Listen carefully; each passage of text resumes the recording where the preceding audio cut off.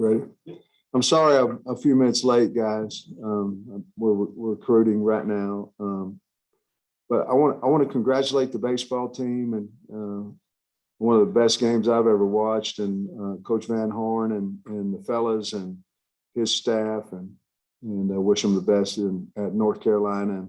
But it was just something I think we're all about. The toughness and the grit of the team was unbelievable. That's about it. So if you guys want to ask me some questions, it's good to see you. It's been a while. All right, raise your hand if you've got a question, or let me know in the chat. Trey, you want to get it started? Hey, Coach. Hey, Trey. Hey, I wanted to talk to you about your contract a little bit. Obviously, all that's out and stuff. A lot of incentives in there, and if you win, if you were to get fired, I guess if you win a lot and they fired you, you get 75%, but not as much if you didn't have a winning percentage. What did you think about the structure of it and everything now that everything's out? A lot of it, Trey, went back to my original contract. The number of wins changed from 6, 7, 8 to 7, 8, 9 was a change in there, which we certainly understand. The program's different, than what it was a couple of years ago. And I thought, in contracts, Trey, really, we all want to be treated fair. That's it. It's not, and sometimes the eye of the beholder is not unrealistic. And in this case, maybe I was. I don't have any idea. But I was very, very pleased and happy with the contract and the incentives in it. If I want to get paid more money, we need to win football games. And if we don't, then it goes down to 50% in the buyout if they happen to fire me and things of that nature, if we have a losing record. And so I thought it was fair for both. And I was very cautious that I wanted it to be fair for the university as well. I think it put me about 9th in the SEC, and I've only been a head coach for 2 years. And I think to me, it was fair. I was ecstatic to get it. And I thought Jimmy Sexton did a wonderful job with his communication through myself. And you'd have to ask Hunter, but I think they have a really good relationship from this contract. And I'm pleased that this will be my last coaching job. And the non-compete in the SEC is basically stating that stability. And that's what I wanted. I want to be able to use it in recruiting, and we certainly have as recently as 5 minutes ago. Since the spring has been over, Dorian Gerald announced that he plans to come back to Arkansas. What does that look like in terms of the 85 scholarship total for his waiver process? Because this will be his 7th year out of high school, and how it all unfolded. Yeah, great question. There were several things that went through with Dorian. Obviously, before the 85, where the number was 25 plus 7, then it went to 85. Well, we didn't have a scholarship, nor did I believe that Dorian would get cleared to participate either by the 7th year or by physically. He received both of those late, about a day or two after the 85 came out. We had an available scholarship. I called him and asked him if he'd like to come back because I believe he can help the football team when healthy. He's shown that when healthy, and so we offered him a scholarship, and he accepted, and he's the first 2 days in here he's working his tail off, and the kids, more importantly than anything, the kids were really excited to see him come back. So you are at 85 right now. We're at 84. 84. Okay. Yeah. We're at 84. Andrew? Yeah, Coach, I know as you enter the summer months, your staff is kind of limited in terms of what you can do with the team hands-on. Who are some of the players that you're expecting to kind of lead the charge from that perspective and step up for you?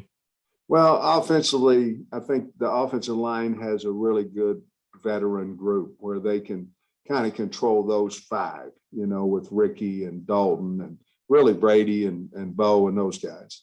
And I'm high on Tyke East. But at the same time, KJ has to be, he has to be that leader. I think Rocket Sanders is a guy that can be a leader for us. I do want to say Dominique Johnson really looks good. I mean, really looks good. He's ahead of schedule. And then in your wide receiver group, I think we're still searching, trying to find who's going to be that leader in that group. But I think we have a lot of good candidates, in that group. And then D-line wise, obviously Isaiah Nichols would be the guy that they turn to. Linebackers would be, of course, Bump. And then in the back end, you have several, but in the back end, you'd have Simeon, Cat, obviously, and those are the older guys, along with Clark and those guys. So I think we have plenty of leadership on the team. I think we're a hungry team, and I think that we are working extremely hard, even though it's just been a couple of days. Also wanted to ask you about the recruiting front. Seems like things are kind of picking up there. How good do you and your staff feel about things kind of heading into the month of June?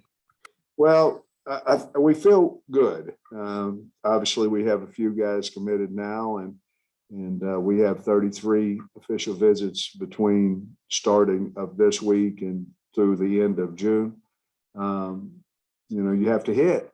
We're recruiting the same guys everybody else is. But the relationships that I have with the kids and that our coaching staff has with the guys we're recruiting, I think it's going really well. And we're going to have a lot of really good players on campus. And whether you land them or not, I don't know. But certainly the ones we have on campus, we want. Christina. Hi, Coach. I have another contract question. Speaking of the non-compete agreement, that's pretty unique among SEC coaches. So how did that come to be? And then how are you factoring that into your recruiting pitch?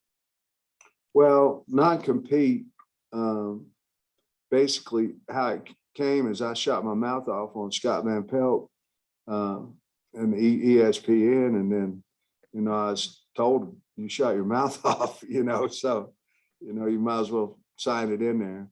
Then once I got to thinking about it, I thought, you know what, this could help us in recruiting because, again, we're one of eight programs of 130 that have the two coordinators and the head coach coming back for year 3. So, portal's been around a long time for football coaches. And so I thought we could sell some stability and that's why I wanted it in the contract. And I told the people of Arkansas that this would be my last job. And I wanted a piece of paper to confirm what my mouth said. And then as far as, sorry, Yes. what'd you say? I'm sorry, you asked something else too. I don't know if I answered your entire question. You did, yes. Okay. But I also was wondering, you mentioned, Dominique Johnson, and what's the status of him and some of the other guys that missed a lot of the spring ball, like Dalton Wagner, guys like that? Yeah, everybody we believe is going to be ready to go throughout the summer. Now, there might be some limitations, but we believe by August the 4th, the reporting date. As of right now, I'm not talking about, you can have injuries in the summertime as well, but as of right now, we feel like we'll have the full team. The only question mark there might be Dorian Gerald. It may take him a little bit longer to get ready, but we don't know at this point. But that would be probably the only question mark that would be there. Good to see you. Scotty. Yes, Sam, just going back to the contract again, what is the feeling of having it done? Like, is it kind of a weight off your shoulders? Is it invigorating? I don't want to put any words in your mouth, but how would you detail it? Yeah, in all honesty, even though you're not trying to think about it, and as it continues to go longer and longer, Scotty, it wears on you some, and you don't want it to, because you're getting paid, you have a job to do. But when we signed it, it was a relief and an honor, to be honest with you. It was an honor that the school thought enough of me to give me a longer contract and obviously financial benefit of that and things of that nature. But yeah, it was probably a relief, but it was also very humbling and an honor that I can you know, as long as we keep winning and things, I can be the head coach at Arkansas for several years. And that was the goal of it. You know, since we last spoke to you, made some roster additions with Matt Landers, Terry Hampton, Taylor Lewis. What do you, if you can speak on them, just what do you like about them, and how do you see them? Well, we, you know, 2 days, but I like the kids. They seem to fit in. Our team's really good of welcoming. You're not worried about the portal. I worried that how would the old hats accept the portal guys. But if you really look at it, you have 25 portal guys every year coming in from high school. So it's not like now it may be a little different deal because you bring in an older guy in, you know what I mean? But our team's been really good at accepting the guys. And so far, Matt's done a really good job down there along with Terry. Haven't seen much of Taylor yet, but we certainly will. You know, Bob is traveling today, and he wanted me to ask you about Isaiah Satane and just maybe expectations for him. Yeah, well, the expectations are high, you know, just like they are on everybody. But he's such a talent, and I'll say this: he's the 2 days that I've seen him down there. He doesn't say much and he works his butt off, you know, and that's exactly what I thought he would do coming from, you know, coach's son, and certainly his mother was a highly touted athlete as well. So, but he's done a really good job, and we're going to give him every opportunity to get on the field this year. Otis. Yeah, Coach, thanks for talking to us today. Hey, Sure. I was going to ask, is Carter look like he will be able to play at some point this season, Sam?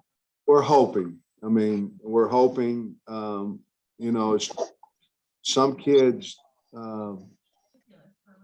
heal faster than others. Right. So we're hoping.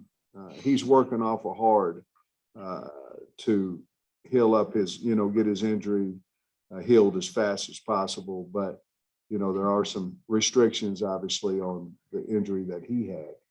But he's working his tail off. If there's anybody that's going to get back at some point this year, I believe it'd be him, though. He's got a strong desire to do that, along with Dominic Johnson. Dominic Johnson is down there running right now. He's looking good. Coach, we haven't talked to you since the 85. I mean, the 25 yearly got removed, you know. So how do you feel? You like that 85? You know, like if you have a bunch of kids get the portal or some are injured, you know, you like the 85 overall? I do. I like the 85 for 85 because you can manage your roster better. Right. You know, now I believe there has to be a portal window. We're working on it through the AFCA. We spoke about that in the SEC head coaches meeting. I think there has to be a window in there just simply for manage your roster, and the kids need to know there's a couple of windows to go into. Now that hadn't been passed, but I have a couple of windows that they can, you know, after the season and after spring ball. I don't know if it'll pass or not, but it's a nightmare. I tell you where it would be unfair if someone got fired and you brought a new coach in, and you know how the world is that, you know, kids leave like crazy when someone gets fired, you know. It would be impossible without the 85 for 85 to get your roster. You'd be playing at 65 and 70, which would be very unfair. You know, I went through it 2 years ago, but we didn't have a whole lot of kids leave. But I'm 100% for the 85-85.